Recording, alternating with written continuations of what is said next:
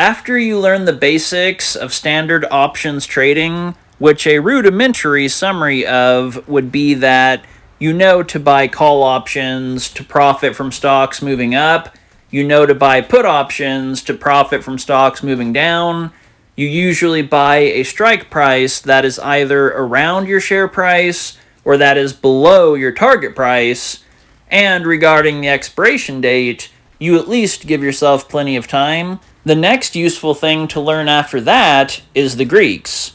You can actually develop experience and knowledge of the Greeks before you are even aware of what the terminology is or how the numerical values are calculated. For example, using Webull, if you check out Alibaba and you select the options chain, and then you press the $90 call option expiring in a few days on June 9th, you get this window here, and then if you press where it says single option, you'll get this window. This window has more information about the contract. For example, the break-even, it says $90.43.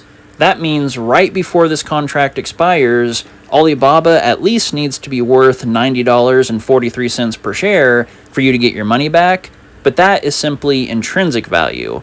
Just like if BABA climbs over 90.43, you'll make a profit intrinsically, but you can still make a profit even if BABA doesn't climb that high. As long as it does it soon, then other Greeks will help the value. There's also the IV, the implied volatility, which I sometimes call hype.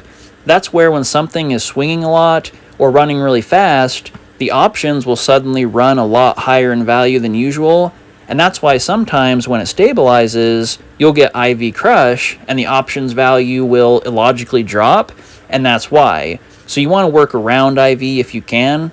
And of course, there is the infamous theta, the time value.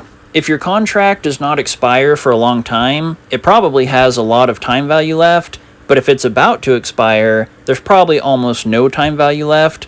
Time value drops exponentially as you get closer to the expiration dates. The negative 0.18 in the theta in the last window means that that contract is losing about 0.18 value from theta loss every day, but it's not perfect. Just like if you press the title of the contract in the options window, you can actually get this calculator page here in Webull, which is really cool. It can help you plan out all your Greeks and to better understand what your options will be worth later.